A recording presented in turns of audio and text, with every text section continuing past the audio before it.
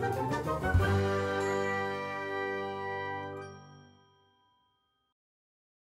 안녕하세요. 광주광역시 비정규직 지원센터 함께하는 비정규직 뽀짝 네 노동인권 강좌 시간입니다. 네, 저번에도 제가 나왔는데요. 또 나왔습니다. 네. 질릴 때까지 나오는 광주 청년유니온 사무국장 김다정입니다. 네, 오늘은 그 어디에서도 되게 좀 듣기 힘든 그런 라떼는 이야기를 좀 들어보려고 하는데요. 오늘 라떼 맛집 이야기로 좀 이렇게 풀어보려고 해요.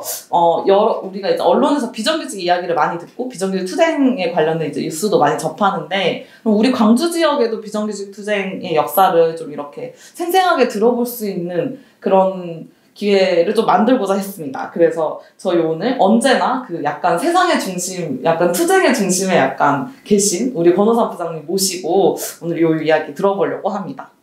예, 안녕하세요. 금성로 광주 전남지부 노동안전보건부장 권오산입니다. 반갑습니다. 오늘은 어떤 좀 썰을 풀어주실 예정인지. 네, 오늘은 비정규직 노조 투쟁 중에서 캐리어 사내하청 노조 투쟁 사례를 좀 말씀 좀 드리고자 합니다. 네. 여러분 캐리어 아시죠? 싱싱 불어라 에어컨 아시죠? 네, 에어컨 만드는 회사입니다. 네. 비정규직 투쟁 사례 중에 캐리어 노조 이제 사례를 좀 이야기해 주시겠다고 하셨는데 혹시 그 이유가 궁금한데요. 예, 그 캐리어 사내하청 노조 투쟁을 통해서 2년 이상 근무한 하청 노동자들을 정규직으로 전환시키게 되는데요. 또 대규모 조직하기도 했고, 그래서 이 캐리어 사내하청 투쟁 사례가 기아자동차 강주공장이나 금호타이어, 또 현대자동차 울산공장, 아산공장, 전국의 완성차 어떤 사내하청 노조 투쟁으로 확산되는 계기가 됩니다. 특히나 불파경 정규직화 소송이라는 이런 전략을 가지고 조직하게 되는 계기가 되는데요.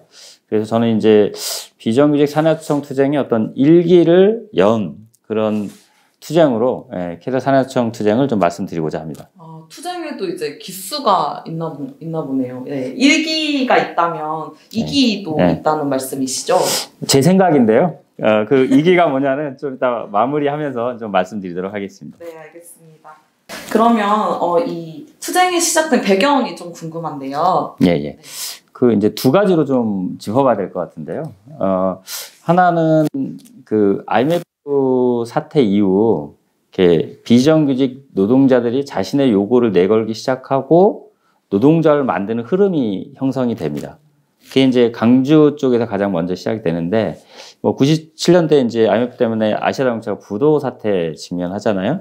그래서 아시아자동차 용역 대책위가 만들어져서 체불임금이나 퇴직금 문제 요구를 하게 되는데 노조까지 결성하지는 못했습니다. 그리고 나서 1999년 3월 달에 현대중공업이죠. 당시 한라중공업 사내하청 노조가 처음으로 만들어지고요. 그리고 2000년도에 이제 하남공단에 있는 카스코 옛 기아전기였는데 거기 사내하청인 동명군회가 만들어집니다. 그리고 이제 2001년 들어서 캐리어 사내하청 노조가 만들어지죠. 그런 비정규직 노동자들의 어떤 조직화 움직임 속에서 만들어졌다, 이런 말씀 하나 짚어봐야 될 것 같고요. 또 하나는 비정규직 사내하청 노동자들의 어떤 열악한 노동 조건의 문제가 있습니다. 그 캐리어는 당시에 정규직 생산직이 한 800명, 관리직이 400명, 한 1200명 정도 정규직이 근무했었고, 사내하청 노동자는 6개 하청업체에 비수기 때는 이제 한 300명, 성수기 때는 한 700명 정도 일을 했습니다. 이건 에어컨이 이제 개정사품이기 때문에 그렇습니다. 그런데 대략 그 비정규직 노동자들은 정규직 어떤 임금의 한 40% 정도 수준에 받았고요. 당시에 여성 노동자들 같은 경우는 이제 최저임금보다 적은 임금을 좀 받고 있는 그런 상황이었습니다. 당시 최저임금이 1,865원. 그런데 여성 노동자들 같은 경우는 1,757원을 받고 있는 그런 상황이었고요.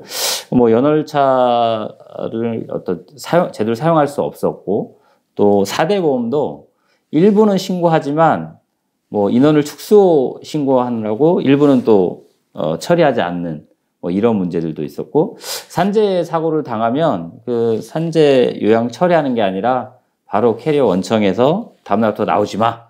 그래서 이제 해고되는 그런 어떤 열악한 노동 현실의 문제가 있어서 그런 것들을 바꾸고자 하는 열망이 같이 모아져서 이렇게 노동조합을 만들게 된 거죠. 머선 일이고 진짜. 네, 임금격차 머선 일이고. 네. 깜짝 놀랐어요. 1856원이면은 지금으로 따지면 삼각김밥 2개 사 먹으면 없는 네, 돈인데요. 그런 어떤 에어컨의 진실이네요. 네, 캐리어 에어컨 되게 안 고장나고 좋은데 여기 노동자들이 열심히 이렇게 일한 만큼 대가를 못 받는 건 좀 예나 지금이나 비슷한 상황인 것 같다라는 생각이 드네요. 혹시 좀 당시 요구안들은 어땠나요? 뭐 그 요구안을 먼저 이제 말씀드리기 전에 노동조합을 만드는데 좀 어디에 좀 주안점을 뒀는지를 먼저 좀 말씀드려야 될 것 같은데요. 왜냐하면 당시에 한라중공 산하청 노조는 사실은 이제 첫 노조로서는 의미는 있었지만 가령 뭐 30개 노조 중에 뭐 4개 업체 7명으로 조직을 하면서 사실은 대규모 조직화에 실패하고 뭐 폐업해서 철수하면서 실제로 조직화하는데 어려움이 좀 있었습니다. 그 다음에 이제 그 카스코 산하청인 동명군에도 만들어서 이제 투쟁을 하고 지역 대책위까지 만들어서 이렇게 했지만 사실 이제 정규직화를 쟁취하지 못했고 다시 산하청 노동자로 재고용되는 거에 대한 안은 나왔지만 열악한 그런 근무 조건, 노동 조건 때문에 당사자를 다시 하청 노동자로 복직할 의사가 없어서 사실은 그런 투쟁들이 이제 좀 큰 어떤 성과를 내지 못하고 마무리된 측면이 있었습니다. 그래서 저희가 캐리어 산하청을 조직할 때는 크게 이제 2가지 주안점을 뒀는데 하나는 이제 정규직 노조하고 연대입니다. 승리하기 위해서는 첫 준비와 이후 과정들이 정규직 노조 연대가 잘 돼야 되겠다. 그래야 대규모 조직화가 가능하고 실제 어떤 자본의 정규직과 비정규직의 어떤 갈등이나 분할, 책동들을 좀 막아설 수 있겠다. 뭐 이런 생각을 했고요. 두 번째로는 전체 업체를 대규모적으로 조직해야 된다. 그래서 당시에 6개 업체가 있었는데 각 업체마다 주체를 이제 형성을 했어요. 근데 하나 업체는 이게 디데이를 설정했는데 사람을 못 만든 거예요. 그래서 급하게 거기 이제 새로 사람이 좀 들어가서 그 역할을 하기도 했는데 어쨌든 모든 업체 주체를 형성해서 사실 대규모로 조직할 수 있는 이제 기반을 만들게 되죠. 그래서 이게 진행 과정에서는 정규직 노조 이제 위원장이 같이 준비 과정에서 공유를 하고 적정 지원과 연대를 결의를 하셨고 그래서 결성대회도 참여하시고 결성 보고대회도 이제 캐리어 식당에서 하게 되는데요. 캐리어 노조 학대 간부들이 다 참여해서 보호를 하고 현장을 이제 순회하면서 가입원서를 이제 받게 되는데 같이 순회하면서 받게 되니까 이제 하청 조합 노동자들이 조합이 가입하는데 훨씬 더 용이했겠죠. 조합에 가입하는데. 그래서 3시간 만에 한 340명을 조직을 하게 돼요. 그리고 20일 날 결성 보고대에서 공개했으니까 24일까지 450명을 조직하게 됩니다. 당시에 그 블랙리스트가 나중에 이제 떠도는 그때 명단이 639명이었거든요. 그래서 제가 대략 한 650명도 일하고 있다 이렇게 파악하고 있었는데 말씀드린 대로 3시간 만에 절반이 넘는 350명을 조직했고 뭐 24일 며칠 안 돼서 이제 450명까지 대규모로 조직하는 데 성공을 한 거죠. 그거는 각 업체마다 다 주체가 있었고 정규직과의 어떤 적극적인 연대, 지원 뭐 이런 게 있었기 때문에 좀 가능했던 것 같습니다. 성현 의원 지금 2012년에 설립해가지고 300명이 안 되는데 3시간 만에 350명 본받을 점이 많다. 네, 그렇게 생각되고요. 그렇다면 좀 요구안을 좀 들어보고 싶은데요. 어떤 요구안들이 있었을까요? 당시에 이제 2월 20일 날 결성보고대 하고 2월 26일 날 이제 임시총회를 해서 20대 요구안을 이제 선포를 하는데요. 사실 대부분은 법을 지켜라는 내용입니다. 법에서 하고 있는 것들을 비정규직 노동자한테도 적용해라. 뭐 이런 내용인데 제가 한번 몇 가지 읽어보면 산하청 노조 인정하라. 그다음에 비정규직에 대해서 근로기준법을 준수하라. 그리고 뭐 고용보험 등 뭐 4대 보험을 제대로 적용하라. 그리고 뭐 비정규직 노동자한테 피복과 안전화 지급을 정규직과 동일하게 해라. 그리고 정규직에 적용되는 시권도 우리한테 달라. 뭐 그런 요구들도 있고, 이제 통근버스 운행 시 비정규직 사원들의 어떤 요구를 수용하라는거나 강제적인 출근부 작성 조치를 철회하라든가 뭐 이런 내용들이 있고요. 그리고 이제 그 당시에는 이제 6개월 이상 근무한 사람들은 정규직으로 전환시켜 달라. 상당히 이제 센 요구이긴 하죠. 그 다음에 이제 상여금이 이제 정규직하고 차이가 좀 많이 났었는데, 상여금도 정규직과 동일하게 기준을 가지고 좀 지급해 하고, 뭐 호봉제를 좀 실시해 달라. 왜냐하면 뭐 장기 근속을 해도 실제 바로 입사한 사람하고 차이가 없으니까 뭐 그런 요구들이 좀 있었습니다. 예. 그리고 여성 노동자들 같은 경우는 어쨌든 산전, 산후, 생리휴가 보장하고 임금을 남성과 동일하게 지급해달라. 이런 요구도 좀 있었습니다. 그렇네요. 예. 네, 정말 그 87년부터 뭐 지금까지 쭉 이렇게 여러 가지 이제 노동운동 사례를 들어보면 이게 약간 그 보통 약간 서울 중심의 이야기들이 많은데 이렇게 또 광주 지역에서 네, 아세아 자동차 망하는 것들을 들어보니까 네, 제가 초등학교 다닐 때 네, 들어보니 멀고도 되게 가깝다라는 생각이 좀 들어요. 2001년 캐리어 사내 하청 노동자들이 노동조합을 건설했고 정규직 노조의 연대에 힘입어 사내 하청 노조는 전체 사내 하청 노동자 700명 중 450명을 조합원으로 조직했다.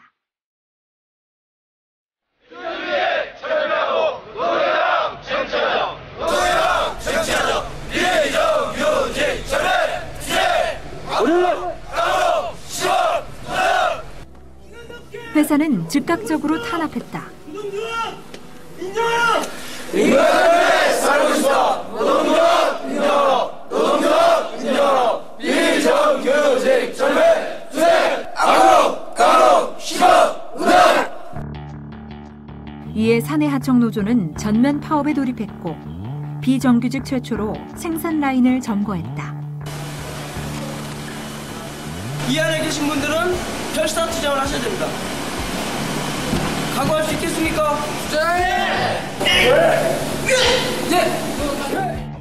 이는 자본에게는 매우 위협적이었다. 제발 남의 회사 이런 거. 그러니까 지금 부탁하는데 캐리어 박살, 캐리어 타도 이게 뭐 일치지 마라.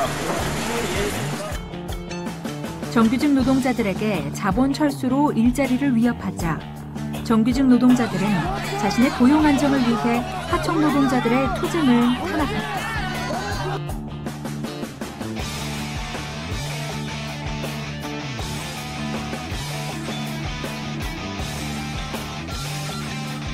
용역 깡패와 부사대에 무자비한 폭행을 당하며 공장 밖으로 끌려나갔다.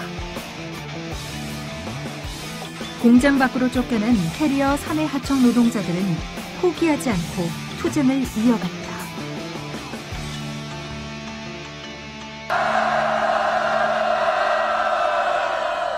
비정규직 탄압 투쟁으로 박살내자.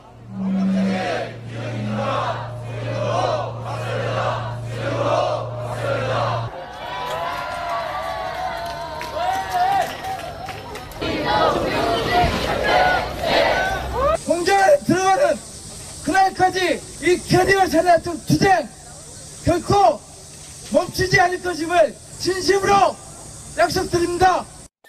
노동자의 끈질긴 투쟁으로 불법 파견을 인정받고 104명이 정규직이 되었다. 사내 하청 노동자가 최초로 네, 영상에도 좀 나오긴 하는데 간략한 좀 투쟁 과정을 이야기해 주실 수 있는지. 예. 사실은 초기에는 정규직 노조하고 적극적인 연대로 대규모로 조직하긴 했는데, 당시에 정규직 노조의 어떤 조합원과 관계에서 보면 좀 취약한 점이 있었습니다. 그러니까, 연대가 이게 간부 수준에서는 이게 하는 것으로 정리가 되는데, 이제 조합원까지 그런 어떤 고용 불안, 이런 것들을 막아내지 못하면서 사실 이제 조합원들이 좀 문제 제기하는 이런 상황 속에서 연대가 좀 파기되기도 하고 이럽니다.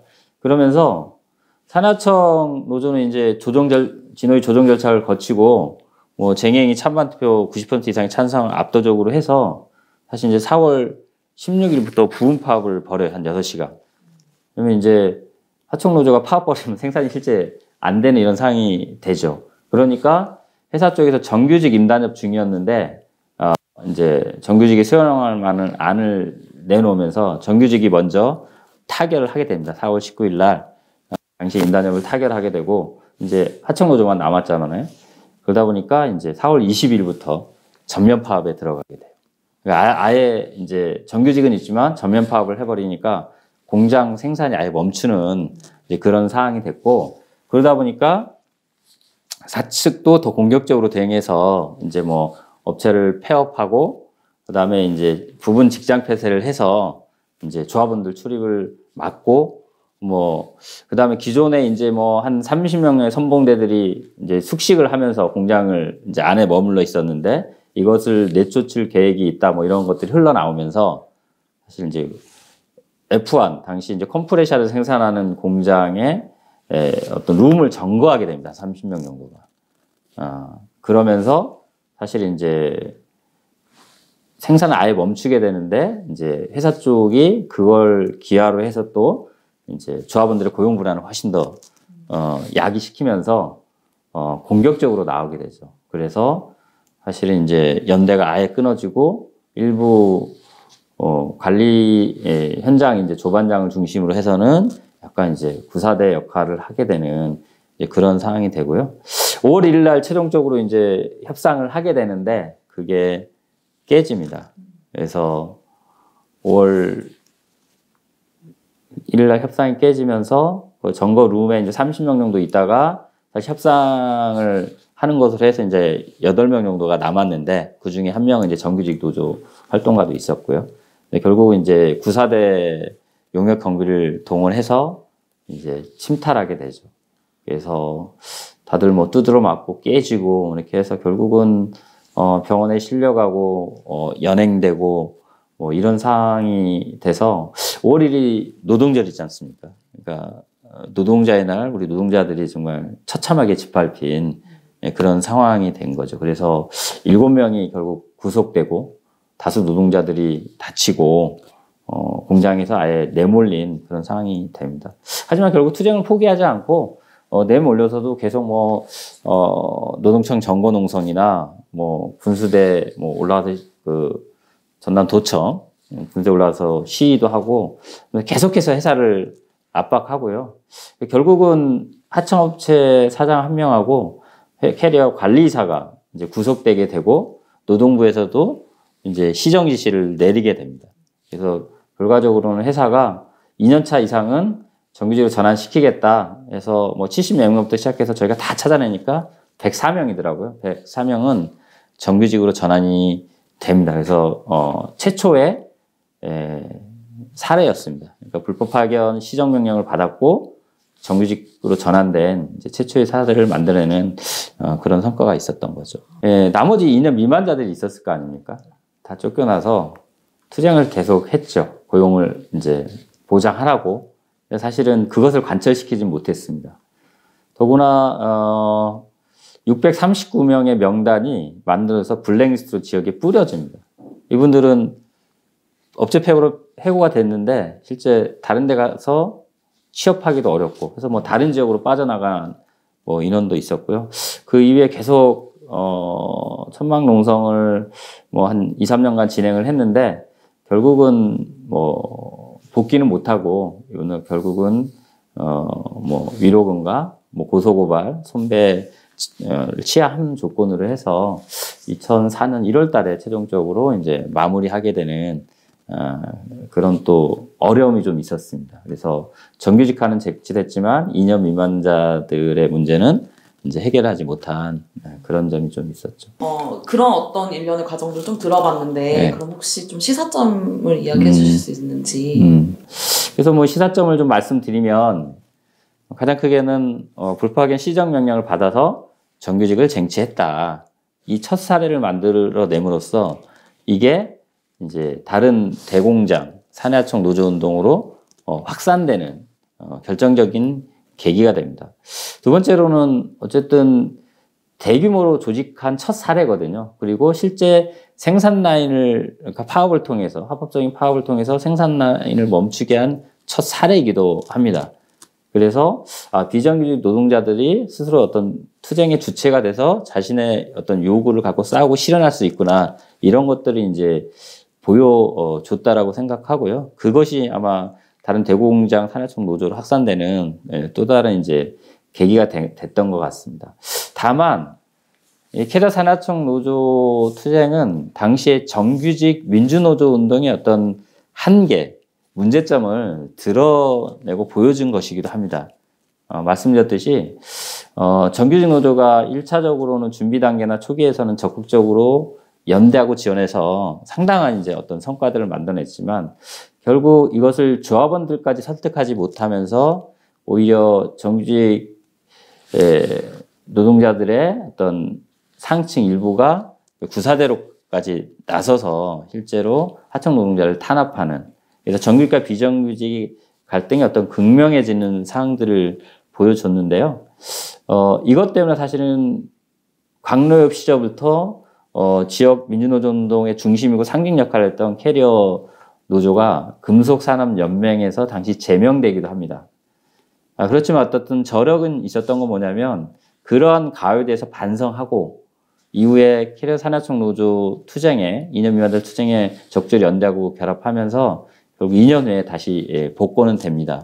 비슷한 사례를 겪었던 현대중공업은 제명된 이후에 사실은 거의 어용 노조로 돌아서면서 다시 민주노조로 돌아오는데 10년이 넘게 걸렸는데요.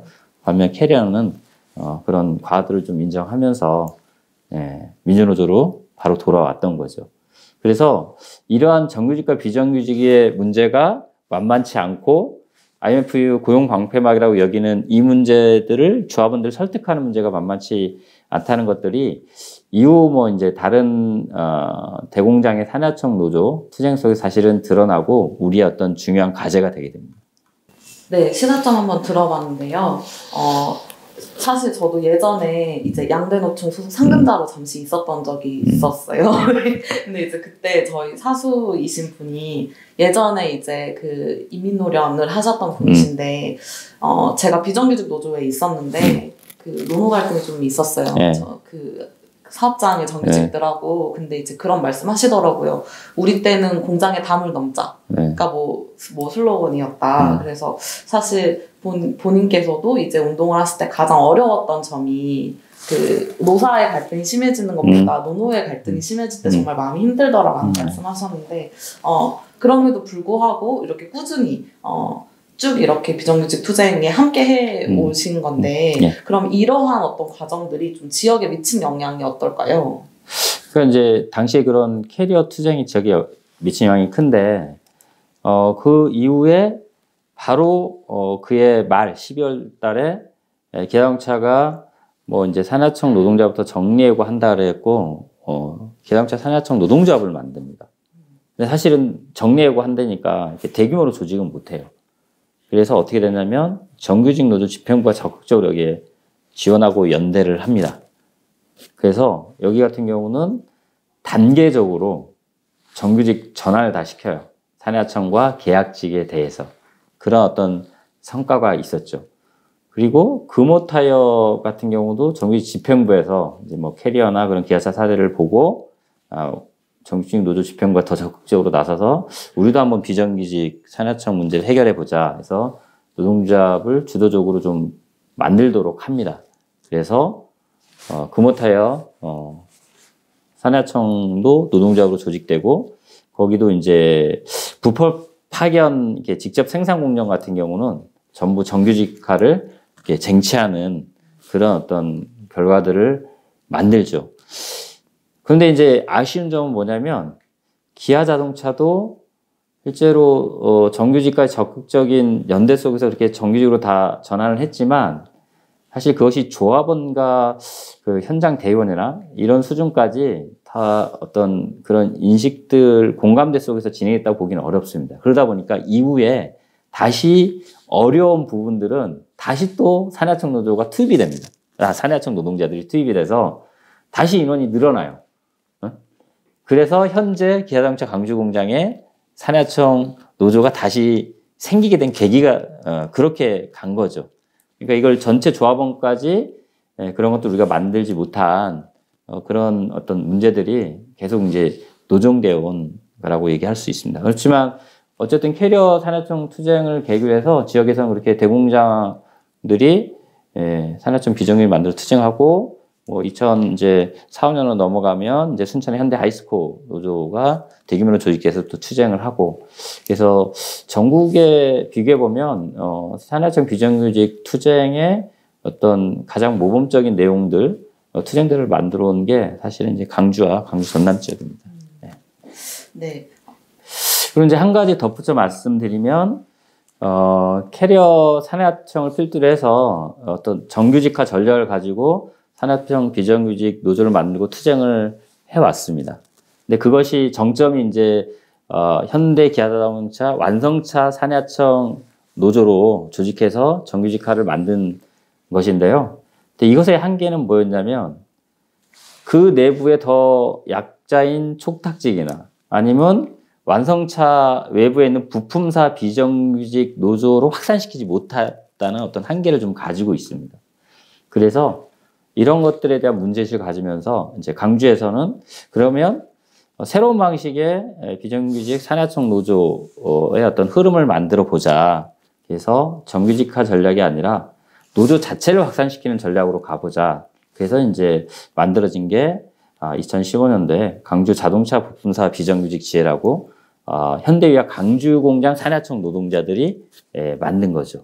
이걸 통해서 이들은 이제 정규직화 불법 파견 뭐 정규화 소송을 가지는 않았고 차별의 문제를 하나하나 고쳐 나가면서 현대위와 현대모비스에 있는 전국의 비정규직 노동자들, 산하청 노동자들을 조직을 했고요.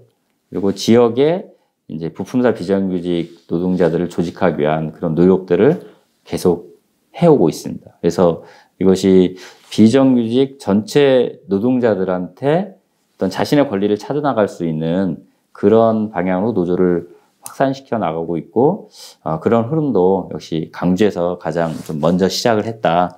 그런데 어떤 의미를 좀 둘 수 있을 것 같습니다. 네, 오늘 이야기 너무 즐거웠습니다. 마지막으로 혹시 마지막 한마디 해주실 수 있으실지? 이게 참 에피소드보다는 참 이렇게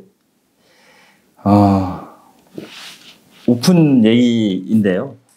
그 산하청 이제 조합원 중에 이제 한 분이 여기 이제 군대 갔다 와서 취업을 했어요. 캐리어 산하청. 보니까 친구가 보이더랍니다. 그래서 반갑게 인사를 했어요. 보니까 그 친구는 정규직이고 나는 산하청이었던 거예요. 두둔? 네.